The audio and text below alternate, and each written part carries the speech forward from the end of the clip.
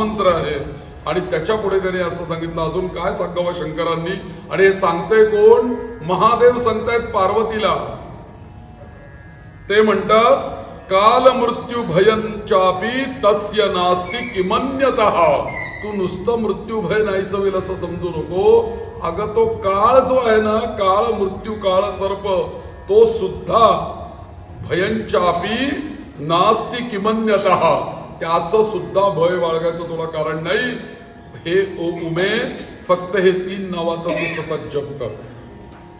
तर तेव्हा आपण कसं म्हणतो की नाही की तुम्ही हे मला जप करायला सांगताय, पण तुम्हाला याचा काही अनुभव आला का हो, असं विचारतो की नाही आपण. पटकन विचारतात लोक, तुम्हाला ते तुम्ही करून काही मिळालं का हो? तर त्याला तसं पार्वतीने पण निरागसपणे विचारलं देवाला की महादेव, आपण मला तुम्ही हे मंत्र देताय 3 ते नारायणांचे आहेत, पण मला असं सांगा तुम्ही की हे मंत्र जप केल्याने तुम्हाला काय मिळालं? ते म्हणाले मला भरपूर काही मिळालंय, मी जो तुझ्या समोर आहे ना तो या 3 नावांमुळेच आहे. ते म्हटली कसं? ते म्हटले सोपी गोष्ट आहे.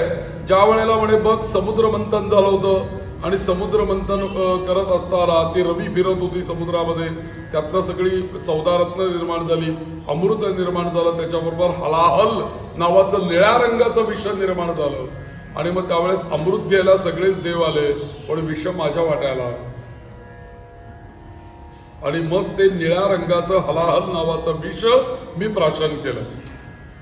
तू एक कल्पना कर म्हणे पार्वती, हे विषाचा परिणाम माझ्या शरीरावरती का झाला नाही?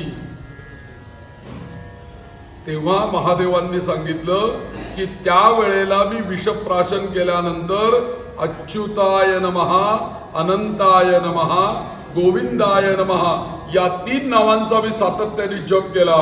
आणि मग ते विष जे आहे ते फक्त कंठामध्ये राहिलं, हृदयाकडे गेलं नाही आणि मुखातही राहिलं नाही, इथेच राहिलं. म्हणून सगळे पांढरे शुभ्र असणारे शंकर फक्त नीलकंठ नाम प्रसिद्ध झाले. फक्त एवढाच भाग निघा. आता ते सगळा फोटोतच निळे दाखवतात शंकर, तसं नाहीये, वर्णन तसं नाहीये. आपण तो श्लोक म्हणतो ना, कर्पूर गौरम करुणावतारम. मला तुम्ही सांगा कर्पूर गौर म्हणजे शंकर कसे असले पाहिजे? कापूर कसा आहे? कर्पूर गौरम करुणावतारम संसार सारम भुजगेंद्रहारम सदा वसंतम हृदयारविंदे भवम भवानी सहितं नमामि, असा श्लोक आहे. कर्पूर गौरम म्हणजे पांढरे शुभ्र शंकर आहे आणि त्यांचा कंठ फक्त निळ्या रंगाचा आहे. आणि त्या शंकरांना या हलाहल नावाच्या विषाचा त्यांच्या शरीरावरती परिणाम झाला नाही.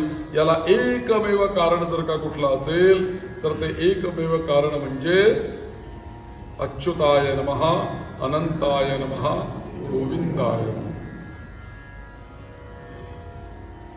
आता अच्युताय नमः, अनंताय नमः आणि गोविंदाय नमः असं